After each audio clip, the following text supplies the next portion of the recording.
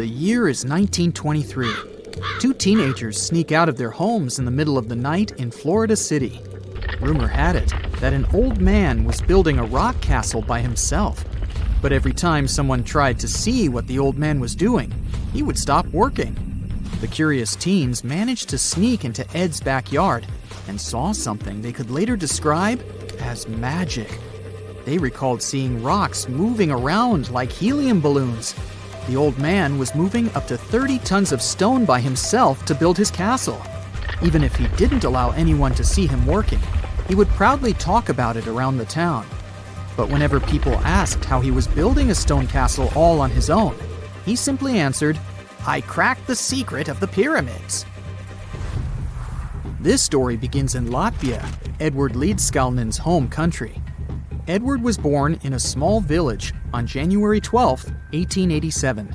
He was born in a family of stonemasons, which is probably where he learned ancient techniques of building. However, he grew up as a sickly boy, which meant he could never carry much weight or undergo heavy physical activity.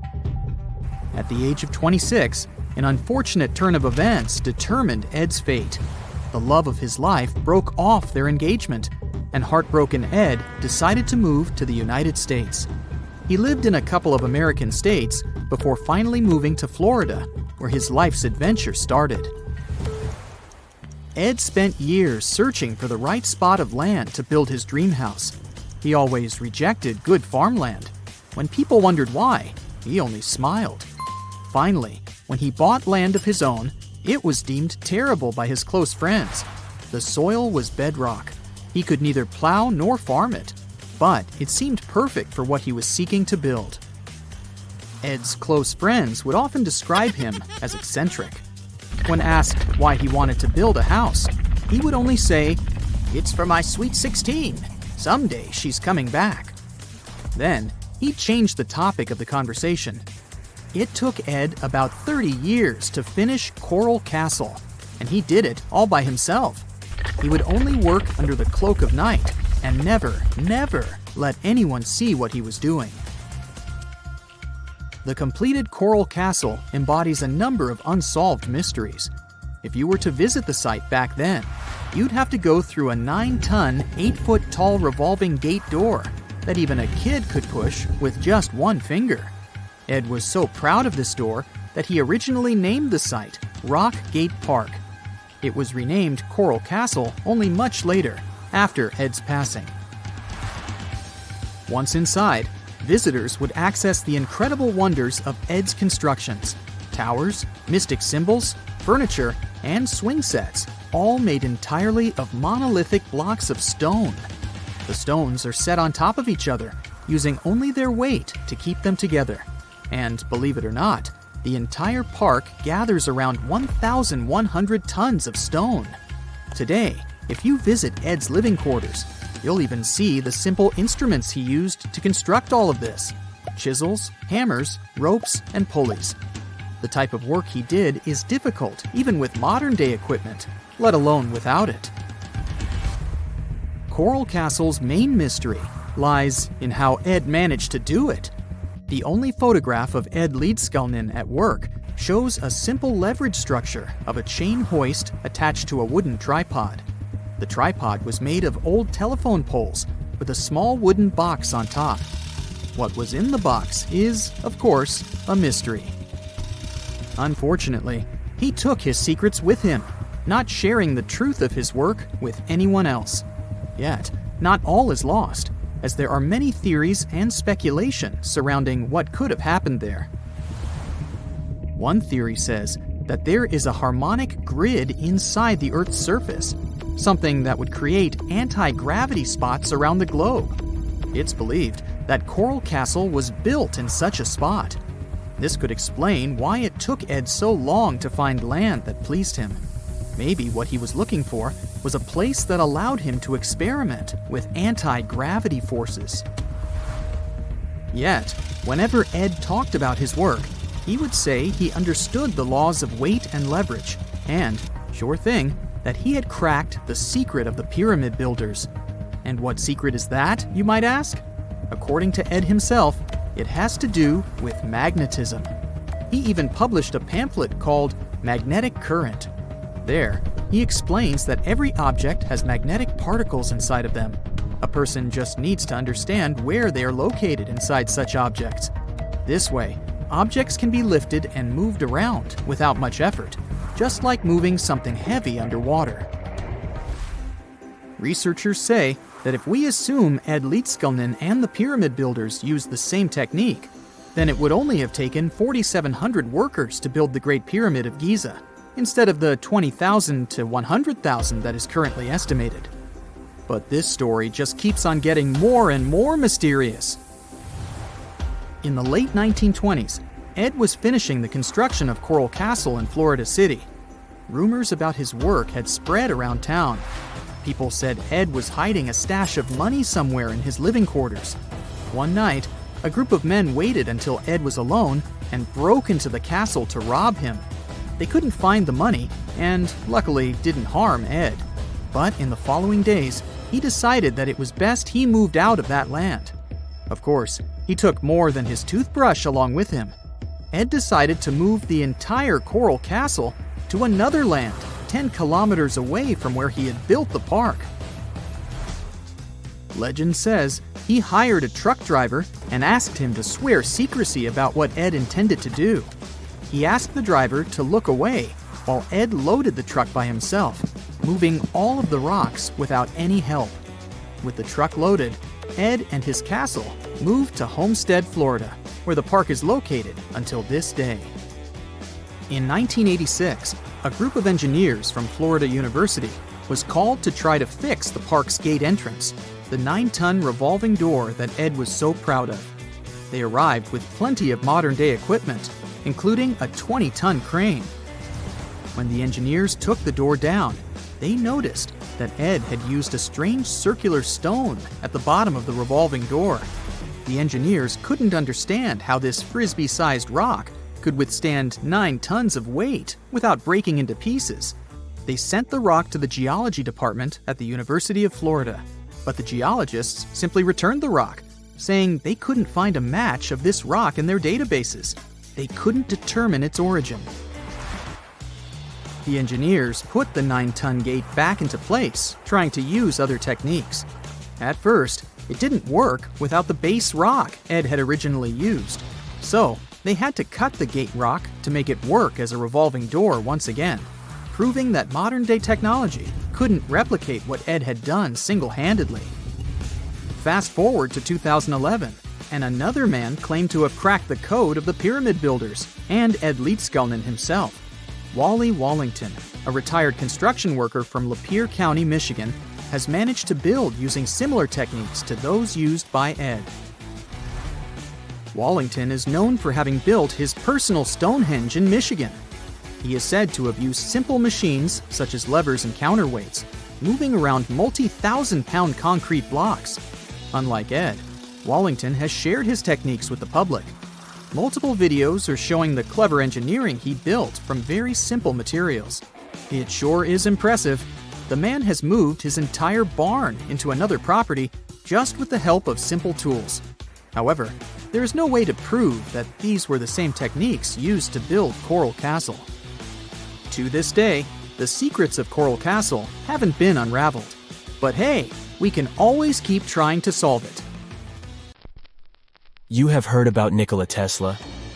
You have definitely heard about the Great Pyramids in Egypt. But what if I told you that Tesla may have probably uncovered the ancient mysteries surrounding the pyramids? Wait, what? Is this a crossover episode? Nope. It's highly probable that the secrets of the pyramids are hidden in plain sight. But first, let's recap what we know about the pyramids. What's so mysterious about them? I mean, they are just old quirky buildings, aren't they? One of the biggest questions is how they were built. Some people think that the pyramids were created by people using only their hands and muscles. But others think that there might have been some kind of crazy energy source that we don't know about yet. Like, what if aliens helped out or something? Just kidding. But this idea of some unknown energy source being used to build the pyramids has been around for ages.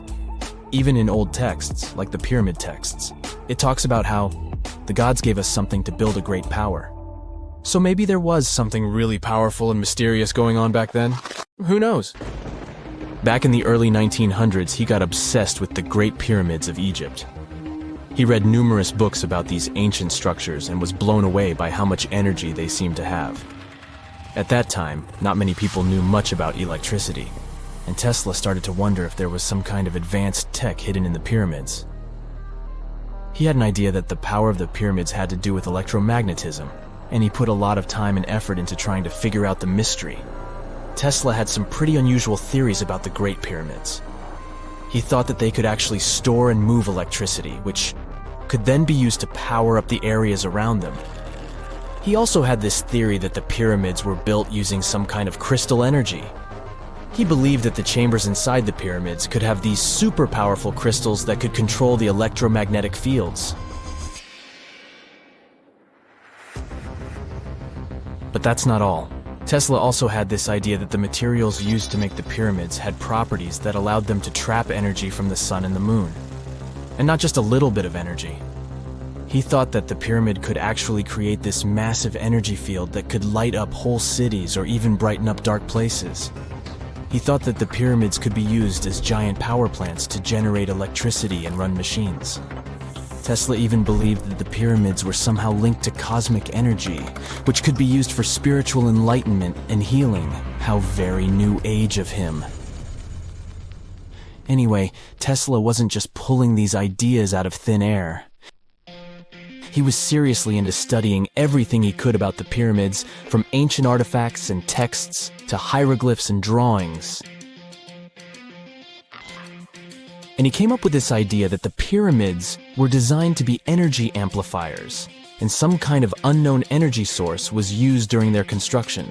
Some people thought Tesla was eccentric for coming up with these theories, but his ideas have actually had a huge impact on the way we think about the pyramids today. Researchers and scholars have been digging into his theories for years and using them to uncover some of the biggest mysteries surrounding these ancient structures.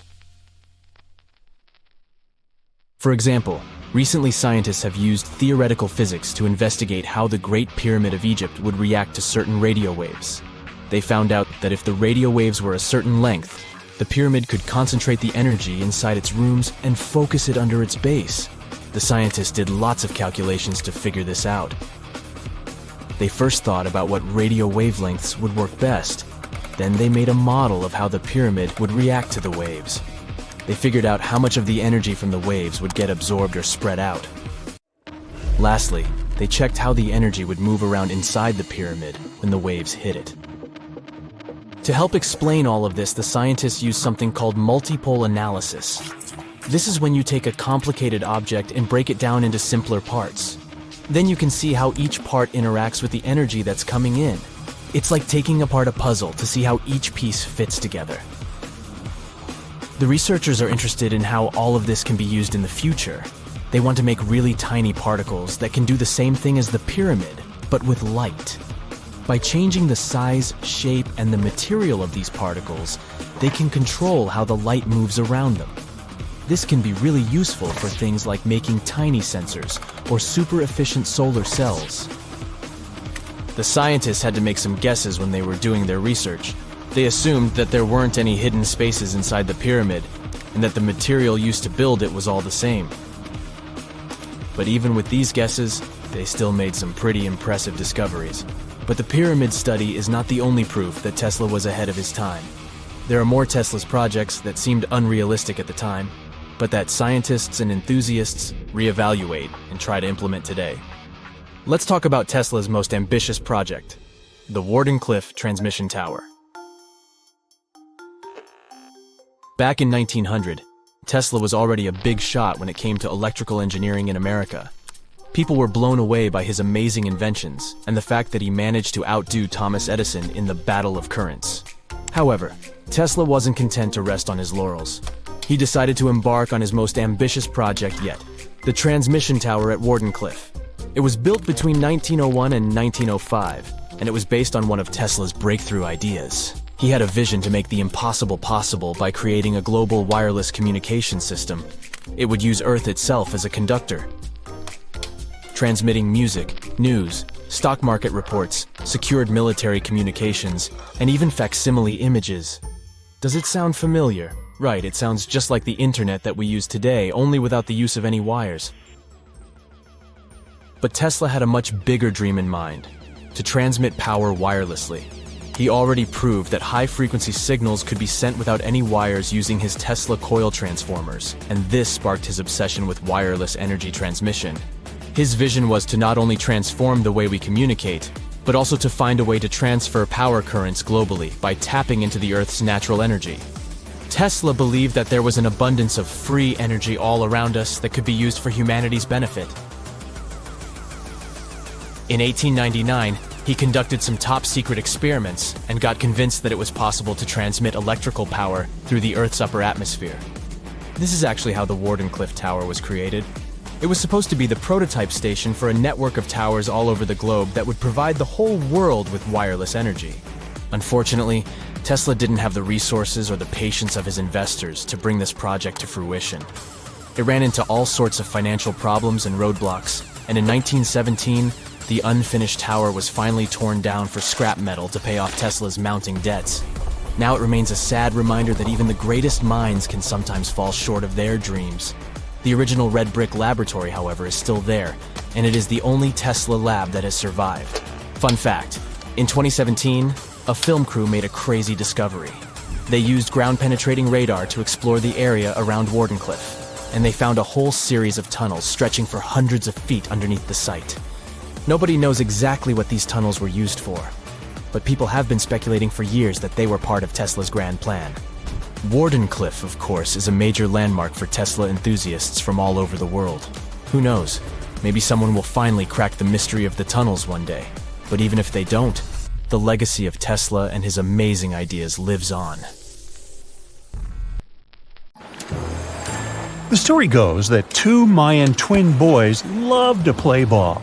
Sure, they were really good at it, but they also made a lot of noise when playing. The lords of the underworld soon became bothered by the sound and summoned the two boys to the underworld, a place the Mayans called Xibalba. As soon as the boys reached their gloomy destination, the lords of the underworld began putting them through a series of tests. Soon enough, the inexperienced twin boys failed the tests and lost their lives. But this was not in vain. This sad event resulted in the appearance of a beautiful fruit tree. Soon enough, a young woman saw a beautiful fruit on this tree and reached up to pick it. Legend has it that soon after that, she gave birth to another set of twin boys named Hunahpu and Giza. Just like their ancestors, these twins were great ball players, but they were equally as loud, and the lords of the underworld became annoyed again. They decided to ask this pair of twins to come to play a game in the underworld, hoping to get rid of them too. When the twins arrived, the lords sent them through a number of frightening places. The first one was the House of Gloom, which was very dark. They then passed through the House of Knives, where they had to avoid getting injured. The twins then built a fire in the House of Cold so that they didn't freeze, and ran through the House of Jaguars, where they tricked the animals into not eating them. Finally, they entered the House of Bats, where they seemed to have lost their luck. One of the bats managed to run off with Hunahpu's head. The lords then challenged the twins to play ball with them, but the boys were clearly at a disadvantage. Giza placed a turtle on Hunahpu's shoulders to make up for his lost head, and they began playing. As the lords became distracted by an animal near the court, Giza stole his brother's head and placed it back in its place.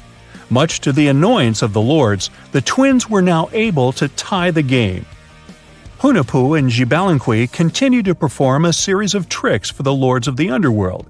One of them involved Giza injuring Hunahpu and then bringing him back to life. The lords were so impressed by the twins' performance that they asked them to do the same trick on them. Of course, the twins agreed, but after performing their trick on some of the lords, they refused to revive them. Seeing what had happened, the lords of the underworld admitted defeat and begged for their lives, promising not to intervene in the lives of people ever again. Hunahpu and Xibalaqui were happy to have avenged their ancestors and gained the respect of the lords. Legend has it that the lords of heaven were so impressed by the twins that they took them to live in the sky by turning them into the moon and the sun. The Maya civilization was one of the most dominant indigenous societies in history, and their folklore and traditions are still discovered and studied today. They used to live in a territory called Mesoamerica. It was made up of modern-day Mexico and parts of Central America like Guatemala, Belize, Honduras, Yucatan Peninsula, and El Salvador. They lived from 1800 to 900 BCE and up to 900 to 1500 CE. Apart from their impressive legends, the Maya were very skilled inventors. They're known for their calendars, writing systems, farming methods, and sports. Their writing, for example, was found preserved on buildings and stone monuments, as well as in rare books and pottery. It's a system made out of more than 800 hieroglyphics in various combinations. Each of those signs was said to represent a syllable. Their writing system was deciphered by accident by Tatiana Proskorakov, an American woman who initially studied to be an architect. Since she didn't find a job in her field, she eventually became a Mayanist in her own right, despite not being academically trained. She was the first to notice that the Mayan upended frog glyph meant birth, and that their toothache glyph meant the date when the king ascended to the throne. It made it easier for scientists to pinpoint birthdays, as well as the names of the rulers of a specific Mayan dynasty. They also invented the concept of zero, which is seen as one of the greatest innovations in mathematics, physics, and human history altogether. Sure, even back then, people understood the idea of having nothing, but the concept of zero as a number is a relatively new invention. A fun fact about Mayans is that they really liked hats. The bigger your hat was, the more important you looked. Not only was it a sort of fashion statement, but it also made them look taller, which was a big deal for their aesthetic. The Mayans also came up with one of the most intricate and complex calendars in human history. It was the first to use zero as a placeholder. Their calendar ended on December 21st, 2012, which led some people to believe that it translated to the end of the world. Obviously, that was not the case. It just so happened that the date coincided with the end of a Mayan cycle of years. But you know, as advanced in science and astronomy as they were, they did make some mistakes.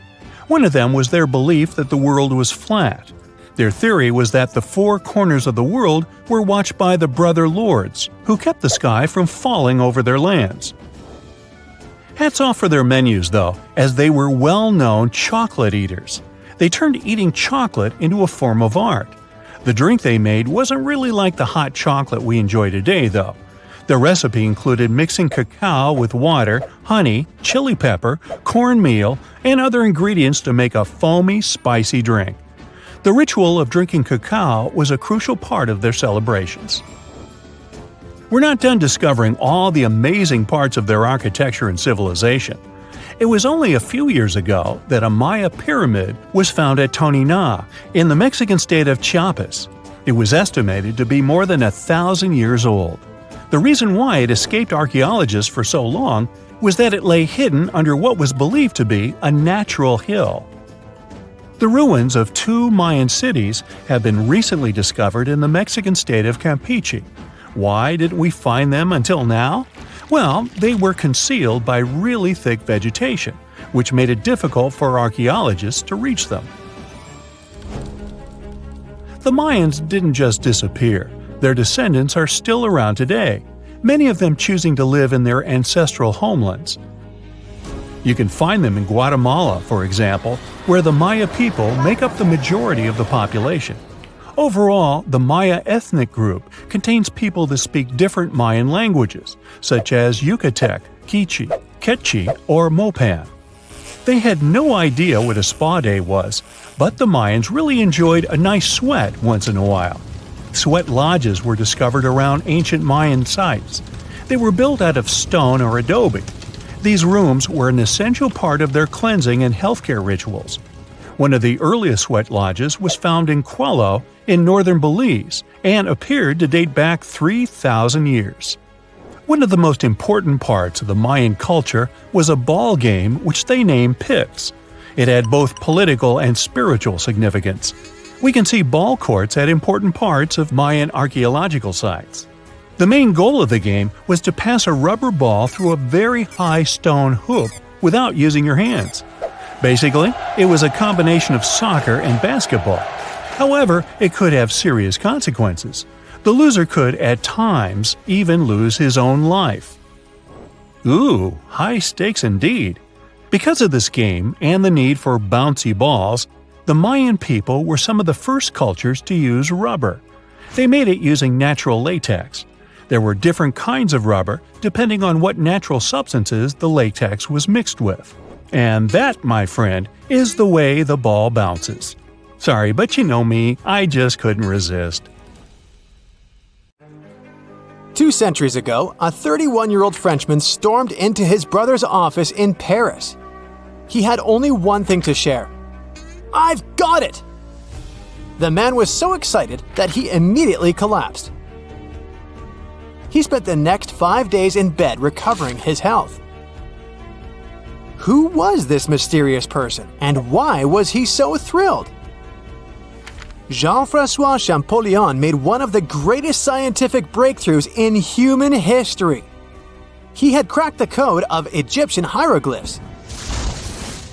This enabled scientists to finally unravel the secrets of this ancient civilization. They weren't able to read hieroglyphs for nearly 2,000 years. After the Romans took over Egypt, the intricate writing system slowly faded away from people's minds. The last of the hieroglyphic texts date back to the 4th century. For thousands of years, Egyptians used images to show their lives. But the knowledge of how to read these pictures was lost to modern science. The story of hieroglyphs began in 3250 before current era. That's when ancient Egyptians developed writing. Their motivation was to better organize the distribution and storage of goods. One of the earliest examples is a ceramic jar that had an inscription in black ink. There were 2 major writing systems. The first were the hieroglyphs, which literally means sacred carving. Egyptians carved hieroglyphs in stone on temples, tombs, and similar monuments for 3,000 years. They present a system of pictorial texts.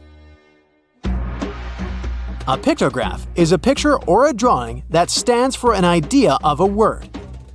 It's a precursor to the true writing as we have it today. For example, when Egyptians wanted to write ibis, they would draw a small image of the bird. Hieroglyphs can be found on walls. They were a formal way of writing.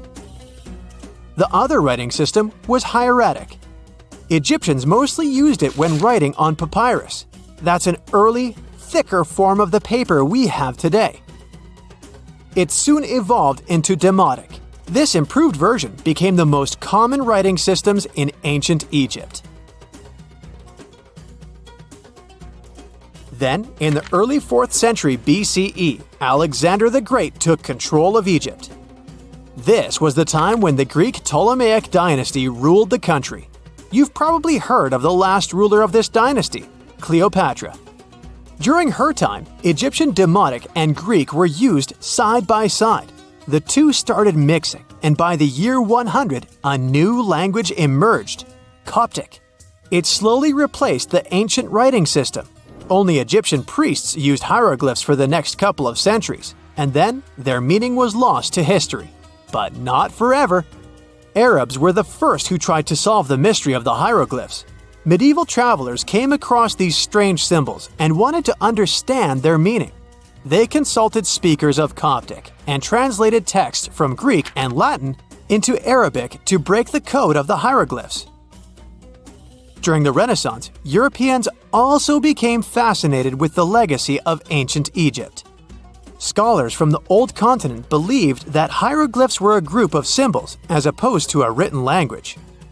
This was all about to change in 1799.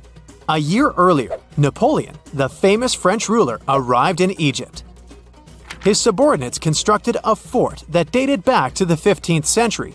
Rashid, or Rosetta, was a port town in the northeast of Egypt, near Alexandria. One section of the old fortification wall contained an interesting slab inside. The stone tablet was made of a granite-like rock.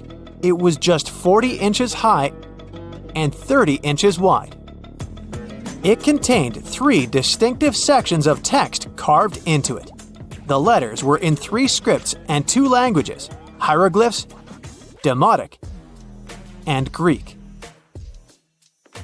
It was a fragment of a larger ancient stela. These are upright stone slabs that are used to dedicate to a person or an event, but the one from Rosetta was damaged. 2/3 of the hieroglyphic text on the top was missing. The bottom Greek text lacked a cornerstone. The only fully preserved section was the writing in Demotic in the middle of the slab. It eventually ended up in the British Museum. The scientific community was intrigued, and the race was on to decipher it. Prints and casts of the slab went out all over Europe. Scholars already knew ancient Greek, so in theory, this shouldn't have been so hard. The first people who saw the Rosetta Stone thought the process would take 2 weeks. In the end, it took 2 decades.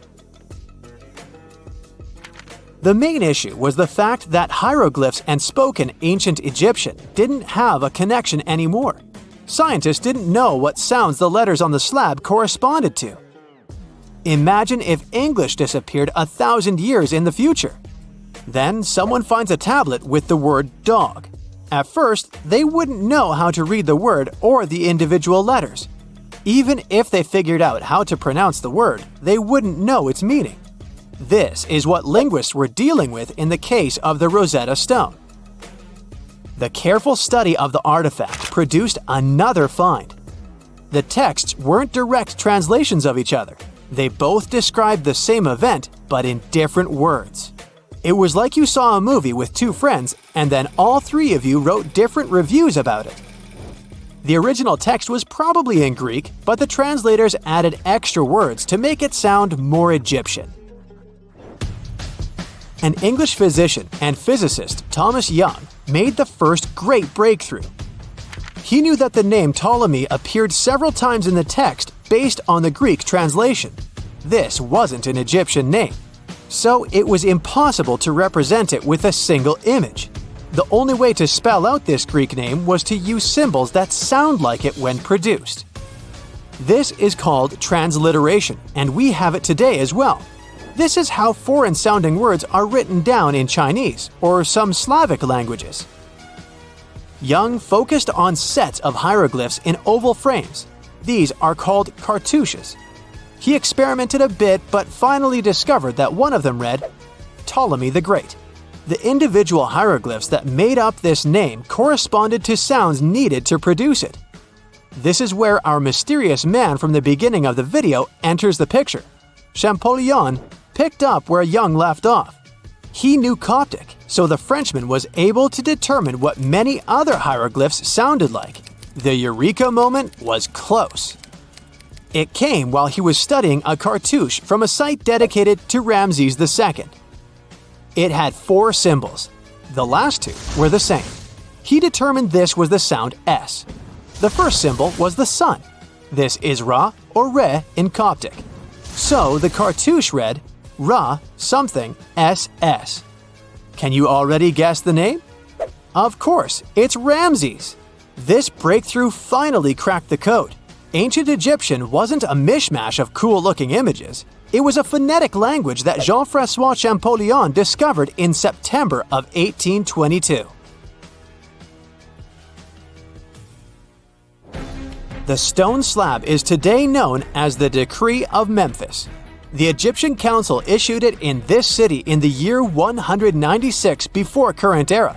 In it, they expressed their loyalty to the pharaoh. They erected identical stelae in temples all across Egypt. The Rosetta Stone was just one copy of them. But its content is less important than the fact that Champollion's translation gave these ancient peoples their voice again. During the 1800s, European scholars didn't think that the Egyptian civilization was much older than classical Greek or Roman. Now that scientists could read hieroglyphs, a whole new chapter of human history opened. One of the most famous finds in the history of archaeology happened in 1922. That's when the British archaeologist Howard Carter discovered the tomb of Pharaoh Tutankhamun in Egypt's Valley of the Kings. The whole world admired King Tut's golden mask. But without Champollion's pioneering work, it would be impossible to know who its owner was.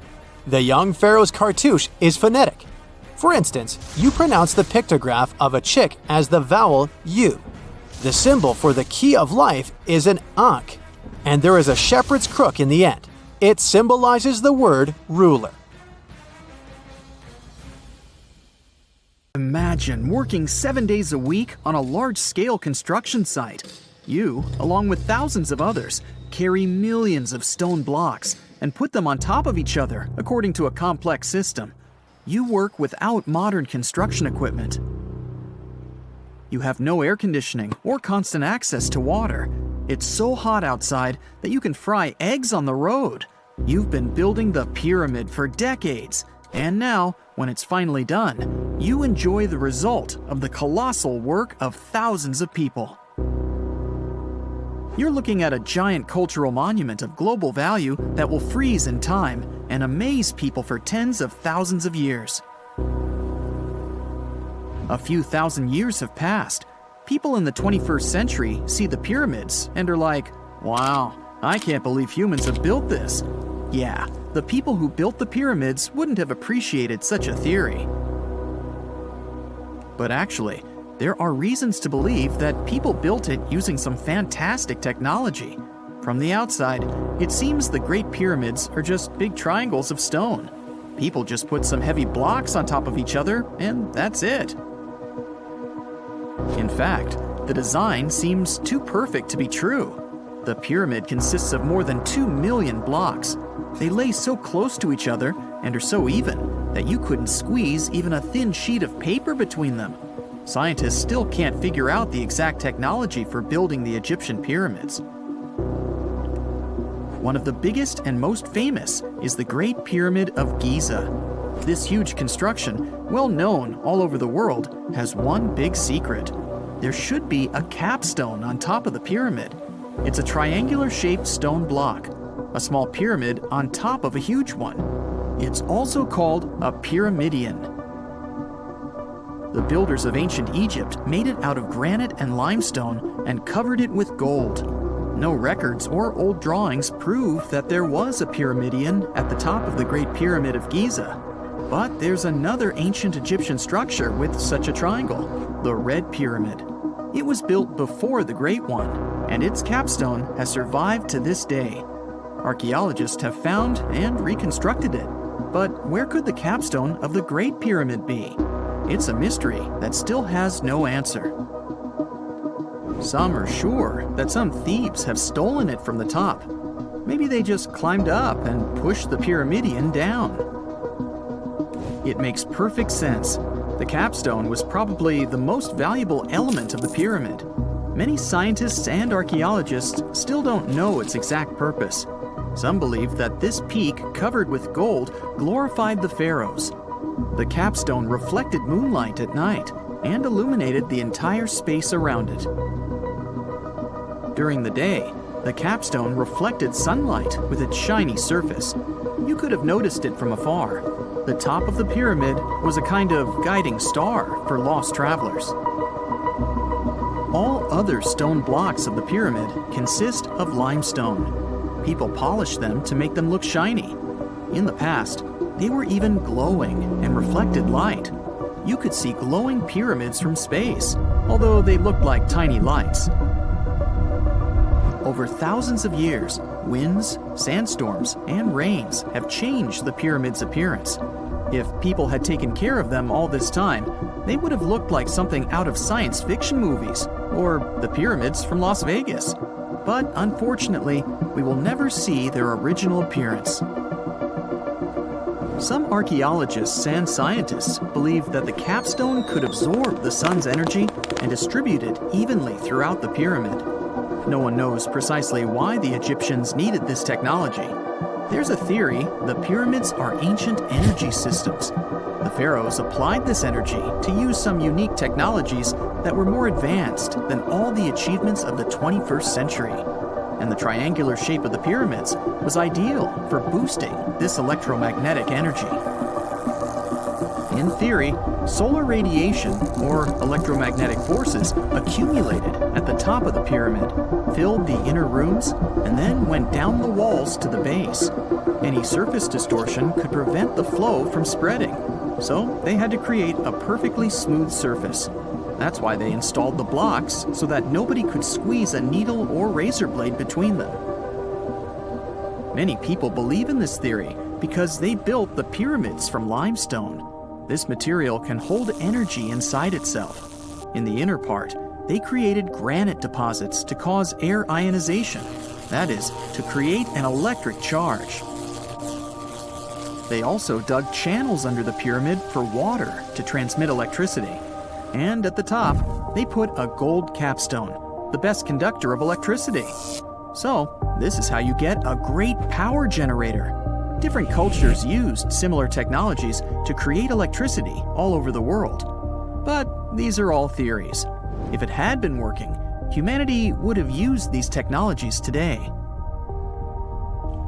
There are mentions of the metal industry, chemistry, engineering, physics, mathematics, and astronomy in some ancient records. Most scientists don't believe in all these things. We know the detailed stages of the technology's development in different cultures. In the 21st century, scientists, historians, and anthropologists can track the evolution of all modern devices. If people had created some technological inventions in ancient times, the history of the world would have looked different. Perhaps all the achievements of antiquity could have been wiped off the face of the earth by global cataclysms, and it can happen to us. Just imagine how people would dig up a laptop in 5,000 years. Perhaps they wouldn't understand what kind of device it is. Another Egyptian wonder surrounded by mystery is the statue of the Sphinx. The Egyptians carved it out of a single massive piece of limestone about 4.5 thousand years ago. But scientists still don't know the exact date of its construction or who built it. People painted the Sphinx in different colors, so it looked much brighter and more vivid in the distant past. It was shining just like the Great Pyramids. Anyway, time hasn't only changed its appearance, but its name too. Initially, the Egyptians called it Horemheb. The Greeks renamed it the Sphinx about a few hundred years after it had been built. The Sphinx emphasized the greatness of the rulers of Egypt. It also performed a symbolic function of a watchdog guarding the tomb of the pharaoh and the paths leading to it. This version sounds realistic, since archaeologists have discovered many secret entrances at the foot of the Sphinx. Perhaps these rooms and intricate tunnels lead to underground halls with treasures. And treasures don't always mean gold and jewelry. According to legends and theories, the Sphinx guards the Hall of Records, the storage of all humankind's knowledge. The information about the ancient mythical state of Atlantis could be there. You can find many detailed maps of the internal dungeons of the Sphinx on the internet. They show structures 12 stories deep under the statue. It looks like a small city filled with gold, scrolls of knowledge, and various ancient artifacts. But don't believe all these maps. These are just theories. Several thousand years have passed, but people have very little information about it. Archaeologists know that there are still many strange and exciting things about the Sphinx that are still undiscovered. Some locals are afraid to research because they believe they can awaken something terrible from the underground depths. Therefore, it's mostly scientists from other countries who conduct the excavations. In 1998, scientists discovered strange tunnels leading to empty rooms under the Sphinx. They realized that some people tried to get there through tunnels in the past, and maybe those people took all the treasures that were there. One of the legends says that some powerful artifact lays beneath the Sphinx. Its technology can change the whole world, but the locals are hiding it because it can damage the planet. Some believe that you can find evidence of unknown technologies painted on the granite walls in the Pharaohs' tombs. But most likely, these paintings and signs tell us the myths and legends of ancient Egypt. But what if Egyptian symbols and drawings are detailed instructions for using ancient technologies? What if the locals that lived at that time thought, people in the future won't be able to get energy themselves. Let's leave some detailed instructions for them. Anyway, there are many riddles and theories. In reality, the search for answers is a dangerous undertaking, since it's not easy to get into the underground halls. Excavations can ruin the structure of the entire Sphinx. Any person inside the tunnels may get lost and never be able to find their way back. Besides, it costs a lot of money. Now, what would be awesome is if people could invent some device that could scan underground areas and show their detailed models. This just in, the world's oldest pyramid was built during the last ice age. And I'm not even talking about Egypt. I'm saying our ancestors might have spewed a 27,000-year-old pyramid in West Java. Gunung Padang is not exactly shouting pyramid. It's more of a mound with huge scattered stones tossed all over it. But local people seem to revere it, and they have for centuries. It wasn't until recently that the Indonesian authorities decided to excavate a bit deeper to see what all the fuss was about. They ended up finding the remains of a human settlement. It was rather unexpected, since the mound is pretty high up. This excavation could only prove there were humans in the area as far back as 45 BCE, which sounds reasonable. It was up to an Indonesian geologist named Donny Hillman to prove that Gunung Padang is the world's first pyramid. He used all sorts of new technology to support his claim. Our guy used carbon dating, which digs deep into the earth and takes whole chunks of soil. He found layers and layers of constructions, like he was digging up Rome and finding ancient buildings buried in the ground. His research proved that there had been caverns and even rooms down there, which could only mean one thing: humans. As for the rocks located up in the mound, they were most likely strategically placed by the people who lived there back in the day. They needed a place to meditate, so they arranged things in a harmonious way. Their smooth surfaces wouldn't be the result of years of erosion, but the works of great sculptures, the Michelangelos of their day, let's say. If this is all for real, then human civilizations began way before we think they did. Our ancestors, the Paleolithic humans, didn't have what it took to be considered a civilization, especially not the tools and knowledge to build pyramids. They needed a lot of masonry skills, which weren't all that available during the last ice age. His peers don't share this view, though. They could believe Hillman's theory if he had found evidence such as charcoal and bone fragments, but he didn't. Flint Dibble, another archaeologist, says that without concrete evidence of human activity, there's no proof of an actual pyramid. In this case, all the data proves is that the soil in the mound dates back to 27,000 years ago. He thinks the rocks on top of the mound just slipped down the hill, like rocks normally do. Only a complex society would have managed to build a stepped pyramid like they claim it was. But according to Bill Farley, an American archaeologist, there's just no reason to believe there were any settlements in Indonesia during the last ice age. Now, just so you know, the oldest known ancient society with this kind of knowledge is probably 11,000 years old and used to occupy the region of modern-day Turkey. Take a look, Turkey's Göbekli Tepe. It's also not a pyramid, but it's the oldest monolithic construction made by humans. Back in the Neolithic period, a lot of people settled there, and there are proofs for it. For example, the walls there are covered in ancient drawings of clothing and wild animals. Until recently, the title of the world's oldest pyramid went to a three-sided construction known as the Djoser Pyramid in Egypt. Djoser is located just a few miles south of the Giza complex in a town called Saqqara. It made its way to popular culture more than once. In the 18th century, it became a common feature in European paintings. Young men from the cultural elite did a grand tour around the world, and Saqqara was at the top of their list. It was also featured in the video game Assassin's Creed, with a digital representation way more accurate than many historical drawings of the thing. That was kind of a big deal in ancient Egypt, to build pyramids for kings to spend their afterlives. And if you thought the Khufu pyramid was the oldest one in the world, well, Djoser was built 70 years ahead of that time.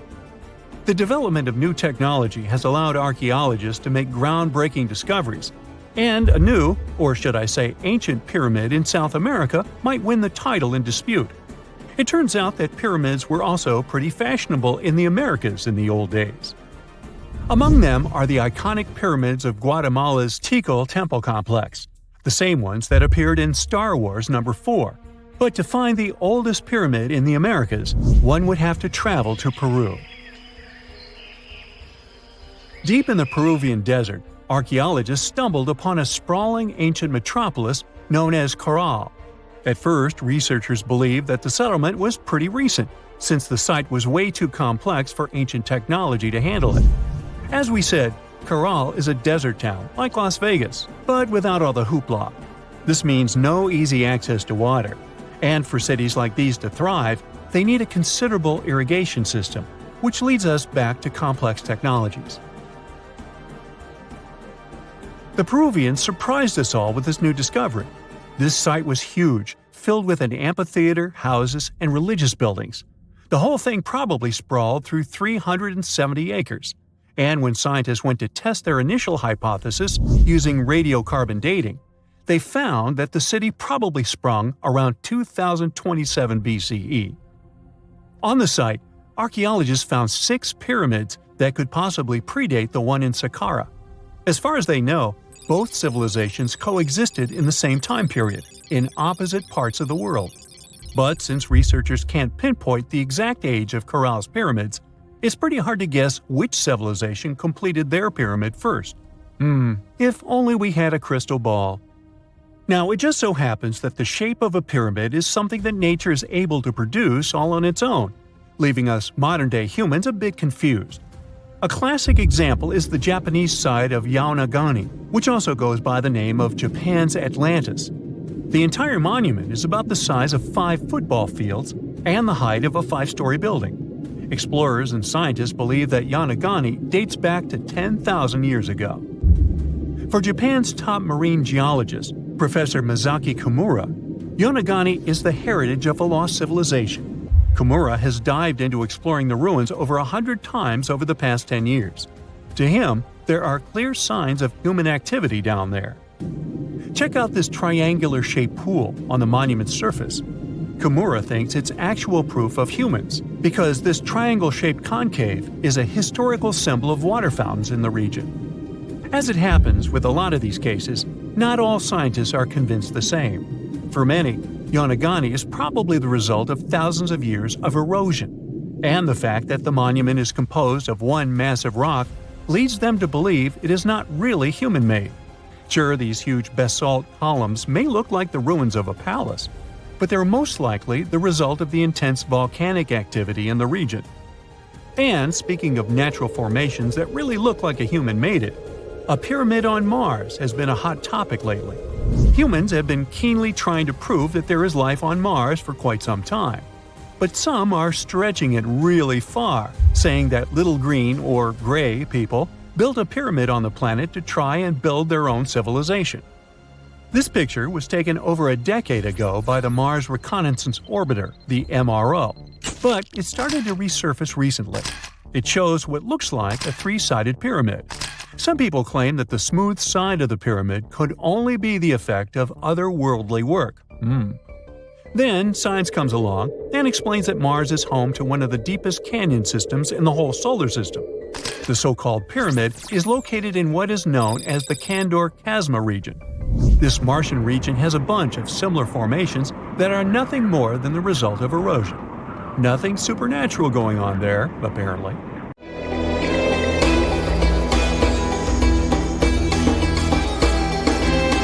The Great Pyramid was created as the final resting place of ancient Egyptian monarch Khufu. According to legend, French leader Napoleon entered the Great Pyramid and came back out looking shaken and super pale. He never revealed what he saw inside, but whatever it was is said to have affected him for the rest of his life. When Napoleon entered the pyramid, he would have walked through a super tight and ascending passageway. He'd then go through another passageway, known as the Great Chamber. This corridor would have been much taller than the previous one, and would have cobbles too. He'd then reach the King's Chamber, the centerpiece of the Great Pyramid, which was lined with huge blocks of granite. But it wouldn't have looked as grand as we might imagine. There are no hieroglyphics decorating its walls, as Egyptians only began decorating the burial chambers of pyramids much later on. The pharaoh's tombs deep inside the pyramid would have also been filled with treasures, from chunks of gold to the world's most expensive jewelry. But this would have all been looted a long time ago. The only thing that probably would have been left in there would have been a huge sarcophagus, which would have once contained the king's mummy. He'd also have to walk past the Queen's Chamber. This room most likely didn't hold any queens though, as pyramids were usually only built for one person. There are mysterious tunnels leading from here. To this day, no one is really sure what they're there for. And that's not the only mysterious and creepy thing Napoleon may have encountered, as stories of pharaohs leaving ancient curses on pyramids go way back. Many pyramids had warnings written on the outside, telling of horrifying things that would happen to those who entered and disturbed the peace. We might not know what exactly Napoleon found in the Great Pyramid that scared him so much, but we know for sure what was found in Tutankhamun's tomb. Tutankhamun was an ancient Egyptian pharaoh who was only 8 or 9 years old when he took to the throne. He became a cultural phenomenon when his tomb was discovered almost completely intact in 1922. His pyramid sits in the Valley of Kings in Thebes, modern Luxor, which is in Egypt. Unlike the Great Pyramid, Tutankhamun's tomb was covered in beautiful wall decorations. The walls told the story of how he would travel to the afterlife through the underworld. Egyptians believed all people would have to take this journey, so they would fill their tombs with objects and paintings to help them get there. There'd also be spells painted on the walls. They believed this would help people pass over to the next realm. The journey would be pretty long, and for that reason, the ancient Egyptians would also fill the pyramids with food. Tutankhamun's pyramid was filled with 8 fruit baskets. They even found something called gingerbread fruit in there. The rooms were jam-packed with furniture, statues, clothes, and staffs, amongst a whole bunch of other things. You'd likely find a lot of clothes and expensive jewelry in the pyramids as well. The ancient Egyptians wanted their ancestors to travel in style to the afterlife. They put Tutankhamun in his final resting place with over 50 pieces of clothing, all of the highest quality. There were tunics, scarves, gloves, and headdresses, and a ton of jewelry. Bracelets, pendants, necklaces, rings, and scarabs for protection were all found inside. Each of them was made of gold or precious stones. There were also fans made of ostrich feathers to keep the old pharaoh cool in the hot Egyptian sun. But the temperature inside the pyramids never actually went above 68 degrees Fahrenheit. The ancient Egyptians developed a super cool air conditioning system that we don't fully understand even today. Tutankhamun's pyramid also contained 130 walking sticks made from ebony, ivory, silver, and gold to help him on his journey. There were 3 chariots hidden away in case he got tired of all the walking. They also put 11 boat paddles inside, but there was no sign of any boat. The pyramids would be littered with the pharaoh's favorite scents and perfumes. During the excavation of Tutankhamun's pyramid, it quickly became clear that it had been robbed during ancient times. There was damage to doors and traces of oils left in empty jars. It looks like someone raided the pyramid for gold and the scents, perfumes, and oils that had been left for King Tut. There was still a bit of perfume, which was made from coconut oil and frankincense, left in one bottle. It seems like Pharaoh Tutankhamun loved board games. There was an ivory traveling set of senet in his pyramid. Although we don't know for sure exactly how to play it, we have figured out it was sort of an ancient Egyptian version of backgammon. It looks like it was a 2-player game where the goal was to knock your opponent off the board. Not really sure who Tutankhamun's mummy was supposed to play with though. The ancient Egyptians had some rituals that may seem pretty strange to us. For example, they used to shave their eyebrows off if they ever lost a cat. So it's not too surprising they put some really weird things inside pyramids. Archaeologists discovered a collection of mummified cats and scarab beetles in pyramids that date back more than 4,000 years. They were found in the pyramids of Saqqara, which is south of Cairo. They also found a bunch of makeup kits and mirrors inside. Makeup was worn proudly by both men and women in ancient Egyptian times. Eyeliner was the most popular cosmetic. The Rosetta Stone was one of the best discoveries ever made in pyramids. It was found by our man Napoleon Bonaparte and his team. It's a black granite rock that dates back to 196 BCE. It's transcribed in Greek, demotic, and hieroglyphic. When it was translated in 1822, we got the key to understanding ancient Egyptian hieroglyphics for the very first time. The discovery of Queen Hatshepsut's mummy in 1903 changed our understanding of the Egyptians forever. After she had passed away, her successor, Thutmose III, removed most of the evidence of her reign, so we basically knew nothing about Egypt's first great female leader. She's now gone on to become one of the few and most famous female pharaohs of Egypt. Pharaoh Khufu even had a fully fledged boat in his pyramid. Archaeologists uncovered more than 1,200 pieces of a giant boat near the Great Pyramid at Giza. They reassembled the boat, and it's a whopping 144 feet long. It's most likely a solar boat, which was designed to carry the resurrected king with the deity Ra. Fun fact, the Pyramid of Giza is the last remaining of the 7 wonders of the ancient world.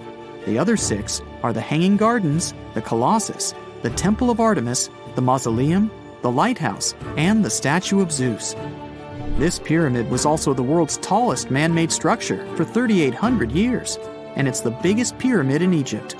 It took a staggering 2.3 million blocks of limestone, and some weighed as much as 80 tons.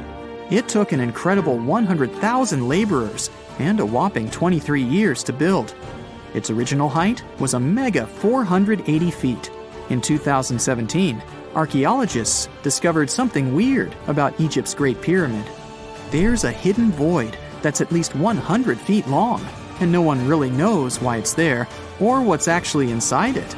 The weird void is the first inner structure discovered within the 4,500-year-old pyramid since the 1800s. Scientists used cosmic rays to detect the massive hole, but are still no closer today to finding out what's inside. The ancient Egyptians took a lot of care building the pyramids, and everything was strategically placed and structurally sound, so it's super unlikely that this hole is due to blocks falling over time. Loads of pyramids also contain small model figurines called ushabti. These represented attendants. They believed they would come to life to serve the pharaohs in the afterlife. But it's amazing that all this stuff actually fit inside. There isn't actually a huge amount of space inside the structures. It's mostly just rock.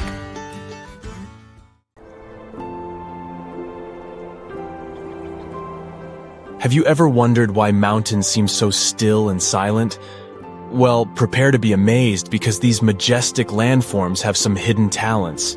You see, mountains are actually quite the performers. They have their own unique songs and dance routines. What does it mean and how does it work? Well, let's see. Get ready for a chilling revelation.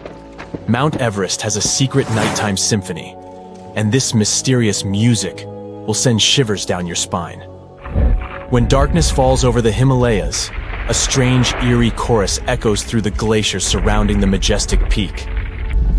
A team of researchers embarked on a quest to unravel the mystery. Led by the glaciologist Evgeny Podolsky, they trekked through the freezing temperatures of the Nepalese Himalayas. Their goal? To uncover the source of these hair-raising noises. The team was amazed by the incredible size and beauty of Mount Everest. During the day, the weather was nice and they could work comfortably. However, when night came, it became extremely cold, reaching temperatures as low as -5 degrees Fahrenheit. At that moment, something interesting happened. The ice on the mountain started to break apart and make loud booming sounds that echoed through the valley. To solve the mystery, the team used advanced technology that is typically used to measure earthquakes. They placed sensors on the surface of the glacier and listened to the vibrations it created. They also looked at information about temperature and wind. By comparing all of this data, they made a very important and exciting discovery. The culprit behind this frozen orchestra? It's the sudden decrease in temperature. The icy surface of the glacier is very sensitive to these changes, causing it to crack and split with loud booming noises. This discovery helps scientists understand how glaciers behave in a world where climate change is becoming more pronounced. This adventure is really important because it gives scientists who study glaciers and the climate in faraway places like the Himalayas very valuable information. The melting of glaciers in that area is happening really fast, and that's a big problem. It's a serious threat to South Asia. Recent research shows that the glaciers have been melting 10 times faster in the past 40 years compared to the previous 700 years. But this isn't the only reason why mountains can make strange noises. Other mountains might also sing their own songs. For example, Mount Matterhorn. Guess what? Everything around us has its own special rhythm. Objects vibrate at certain frequencies because of their shape and what they're made of. You've probably seen it before with tuning forks and wine glasses. When they're hit with the right frequency, they start shaking and making sounds. But here's something cool. Even mountains have their own groove. They vibrate in their own unique way. Geoffrey Moore and his team of adventurous scientists wanted to find out if mountains can dance to their own music, just like bridges and tall buildings. They thought that the special shapes of mountains might make them vibrate at certain frequencies, which is called resonance. But testing this idea wasn't easy. Unlike buildings that engineers can shake or bridges that vehicles can drive over, mountains are massive and hard. It's hard to make them move on purpose. Not giving up, Moore and his team took on a big project. They wanted to study how the shaking of the earth affected the famous Matterhorn mountain. This incredible mountain is located on the border of Italy and Switzerland. It looks like a pyramid. It's really tall, reaching about 15,000 feet high. It has 4 sides facing north, south, east, and west. With the help of helicopters, the scientists put special devices called seismometers in specific places on the mountain. One was placed at the very top and used solar power to work. It was as small as a coffee cup. Another seismometer was tucked beneath the floorboards of a cozy hut on the mountain, and a third one was placed at the base of the mountain to compare the measurements. Together, they were the tiny observers that kept recording the movements of the mountain all the time. And they finally detected it. Even though the mountain's movements are incredibly small, scientists discovered that the Matterhorn gently sways back and forth about once every 2 seconds. What's truly surprising is that the top of the mountain moves up to 14 times more than its base. The Eiffel Tower kinda does the same thing. This giant iron structure is a pro at handling windy days, and when a storm blows through, it's not afraid to show off its swaying skills. It's like the tower is saying, "Hey wind, bring it on." But the reason behind the mountain's movement isn't just wind, as it may seem. So, why do mountains do that? Why do they dance and make a humming sound? Are they having a party that we're not invited to? Well, it's all because of something called seismic energy. When earthquakes happen in different parts of the world, their energy travels through the earth and causes the mountains to vibrate. The oceans also join in this mountain music. When waves move across the ocean floor, they create vibrations called microseisms. It's like the Earth's own heartbeat, felt all around the world. And guess what? The frequency of these vibrations matches the way the Matterhorn sways. It's like the mountain and the oceans are chilling together. So the next time you see a mountain, remember that it's not just standing still. It's actually part of a global symphony created by the Earth itself. This research helps us learn how earthquakes can affect steep mountains that are prone to landslides and avalanches. It also gives us a new way to appreciate mountains like the Matterhorn. They have their own hidden songs, swaying and vibrating to a mysterious melody deep within the earth. But there's one more pretty cool thing about the mountains. They don't just talk themselves. They may also influence the way we talk. Turns out, languages spoken in high-altitude areas have special sounds that you won't hear elsewhere. After studying 567 languages, Linguists found that 92 of them use a special kind of sound called ejectives. These sounds are made by pushing air out forcefully from the back of the throat. This creates bursts of speech that give these languages their distinctiveness. Scientists were really surprised by this connection. These sounds, like a strong K and Ka, are not common in English or European languages. But some indigenous languages in North America and the area between the Black Sea and the Caspian Sea have them. What's even more puzzling is that Tibetan languages, spoken in mountains, don't use ejectives. Linguists are curious to unravel this mystery and learn more about how mountains and language are connected. So, why do some languages spoken in the mountains have special sounds? Well, it's a bit of a mystery. Researchers have some cool ideas. One idea is that these sounds might help people keep their throats from getting dry when they talk in the dry air of the mountains. Another idea is that the lower air pressure up there makes it easier to make these sounds, but scientists are still figuring out the real reason. Although some experts are not entirely convinced by this explanation. They say that while geography can influence language, there are other reasons why languages might be similar, like borrowing words from nearby languages or being close to each other.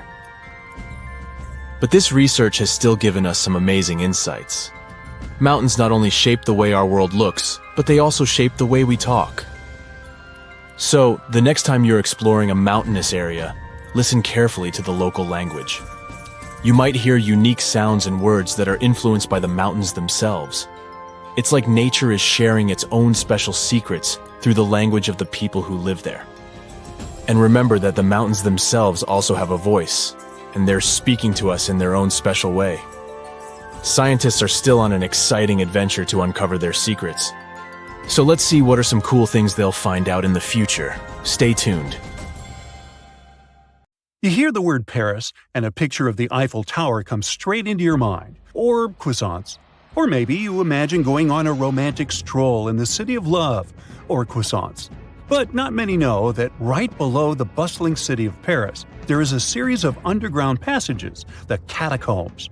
They're home to the remains of more than 6 million people. Whoa! But it wasn't always like that. Paris used to be a vast swamp. It was because most of the city was submerged in water at one time.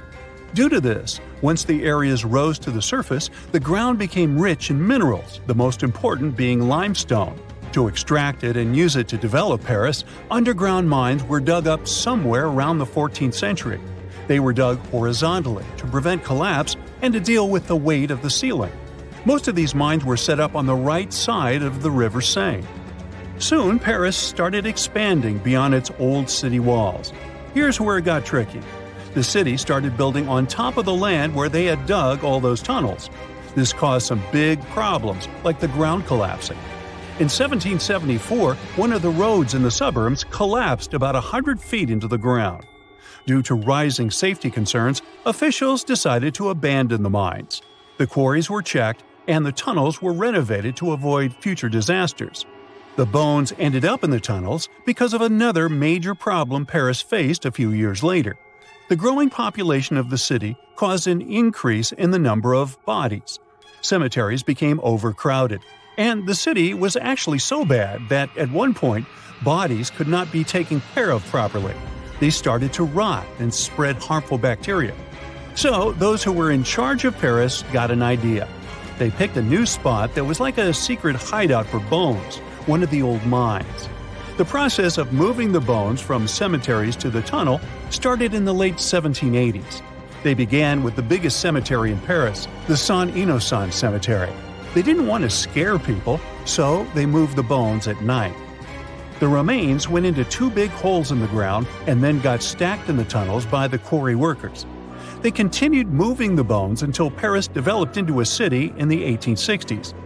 The official name given to the collection of mines turned cemetery was the Paris Municipal Ossuary. But this name never became popular, and the tunnels instead became known as the Catacombs. While the bones were still being added to the collection, the officials saw fit to open the place for public viewing in the year 1809. Tourists had to make a prior appointment and sign a guest book. As time passed, famous people started visiting. including the future King Charles X, Austrian Emperor Francis I, and Napoleon III. Of course, the rules for visiting have been changing over time, but now the catacombs, also known as the ossuary of Den Pharaohs, have become a famous tourist spot. Around 5 million people come to explore it every year. What drives them? Well, in addition to the creepy but rich history, the catacombs are also considered one of the most haunted places on Earth, and there are several unsolved mysteries surrounding them. Some years back, a camcorder was discovered in the catacombs with a bit of footage. ABC Family showed the video in their documentary. In the clip, you can see a man very deep inside the catacombs, exploring alone. The video is from his point of view, and he sees something strange. He runs away terrified and eventually drops his camera. What happened to this man is still unknown. He was never found or identified. There are also reports of people getting lost in the catacombs, the most famous being a doorkeeper who got lost in 1793. His body was found 11 years later near an exit. How he passed away remains a mystery. There are also some not-so-eerie but equally strange mysteries surrounding the catacombs. There are people who like exploring the tunnels on their own. They're known as cataphiles. These people go into the quarries that have been abandoned to the public and long forgotten. Some explorers discovered secret water pools in the abandoned areas, and people would go to take a dip there.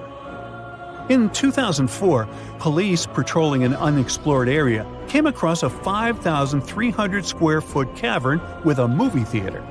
There was a screen, projection equipment, some classic movies, and even chairs. There was also a restaurant-like setting nearby, 3 telephone lines, and, well, electricity, which hinted that a group of people had been living there or regularly visiting. But when the police came back 3 days later with experts to find the source of the electricity, they found that the wire had been cut off. Only a note was left behind: "Do not try to find us." Such enthusiasts existed in the past, too. Once, a Parisian farmer did the same and came across button mushrooms growing in the catacombs. He saw an opportunity to make easy money, and he actually created mushroom farms in the tunnels. He even got official permission for it. By 1950, 100 farmers had been working inside growing mushrooms. There's also a scary legend about the catacombs that some people believe in. According to it, at midnight, unexplainable voices can be heard in the catacombs. They try to convince people to go further inside the catacombs until they can't find their way out. There's no strong evidence whether this story is true or not, but thinking about it is still scary. Due to safety issues, today only a small part of the catacombs can be legally toured by the public, less than 2 miles, while the catacombs go on for 200 miles. And still, the tour is an hour long, and it perfectly captures what's worth seeing. Solo traveling is extremely dangerous, as there is the possibility of getting lost. No thanks. In 2017, 2 teenagers entered the system through a secret passage. They were found 3 days later and had to be treated for hypothermia. The tunnels, damp and old, have an average temperature of 59 degrees Fahrenheit. Keep in mind that the entrance alone is uncomfortable enough to turn some people away. To get inside, you have to go down a winding staircase that takes you a little more than 65 feet below the surface. In the beginning, you find yourself in a well-lit room filled with interesting information and displays. But as you move forward, the place gets eerily silent. You pass through a creepy entrance that boldly declares this in French, which when translated English is something like, "Stop, this is the Empire of Doom." It's not exactly a warm welcome, and that's because the Paris Catacombs are known for their haunted reputation. As you move deeper, the sounds of the world above fade away, and soon you are surrounded by the silence of the earth below. The bones themselves are placed strategically, almost in artistic patterns. This was the idea of a man who was once in charge of the place. He turned the bones into a kind of underground museum with cool structures like columns, plaques, altars, and even some weirdly shaped forms that some people consider art. Popular all year round, the catacombs become particularly loaded around Halloween. People organize special parties or events near the place too. But the most bizarre thing was offered by the catacombs themselves through Airbnb. The famous rental service allowed 2 guests to sleep in the catacombs. They were offered a bed for Halloween night and breakfast. Upon checking in, they were told tales and the history of the catacombs. This way, they went to bed fully aware of the fact that they were sleeping among the remains of 6 million people. Yes, it remains to be seen. When you hear the word mummy, you might get a chill down your spine. That's because most of us associate this word with those creepy characters we've seen in some scary movies. But in reality, mummies have helped us understand a lot about ancient civilizations, their rulers, and about how people used to deal with losing their loved ones. The people most famous worldwide for their mummies are the ancient Egyptians. They believed that some sort of existence after passing away was possible, if certain conditions were met. That's why they insisted on preserving the human body through the process of mummification and placing the mummy in a furnished tomb, kind of like giving it a fully functioning apartment of its own. Why did they believe in this? Well, because they were deeply connected to their natural environment for the most part. They saw the natural cycles around them, like how the sun rose every day, followed by the moon, or how new life was always sprouting from plants, even after they had wilted away. They also believed that the powerful spirit Osiris, who represented the cycle of passing away and resurrection, played a role in this process. To prepare for the afterlife, the ancient Egyptians followed certain rituals, like mummification, which involved using materials like honey, resins, and incense to preserve the body. There's no other mummy more popular than that of King Tut. He was a young pharaoh who ruled over 3,000 years ago in Egypt. The problem with discovering ancient royal tombs is that most of such burial sites were previously robbed. People knew ancient rulers had been left with many valuable belongings, so those locations became vulnerable to thieves. When King Tut's tomb was opened in 1922, people were excited because it had not been robbed, like many other previously discovered royal tombs. That's how well hidden it was. Inside, his mummy was encapsulated in a total of 3 coffins, including one made of gold. The objects found in his tomb showed us what ancient Egypt was like, and studying his mummy also helped us learn about the culture and practices popular at the time when he passed away. We also learned about his family by looking at his DNA. Scientists were able to discover that he had had a disease called malaria and a problem with his foot that might have made it hard for him to walk. Ramses II was another pharaoh in Egypt who ruled for 68 years, which was quite a lot back in the day. He was known for his expansion campaigns and building projects. Many objects from his time as a ruler still exist today, including a large statue of him.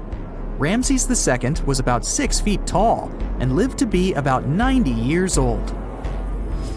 After looking at his mummy, scientists concluded that he may have had a medical condition that affected his spine. Now, remember those thieves I mentioned before?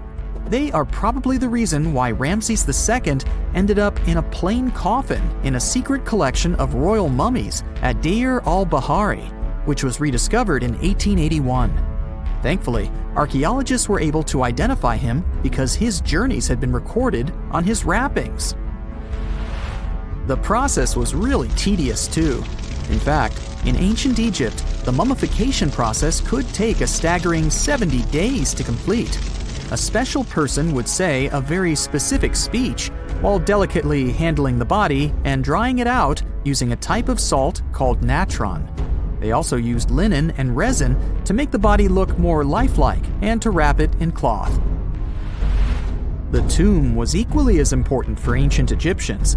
The walls of King Tut's tomb, for example, were adorned with intricate artwork that depicted his journey to the afterlife, from his burial procession to his passage through the underworld.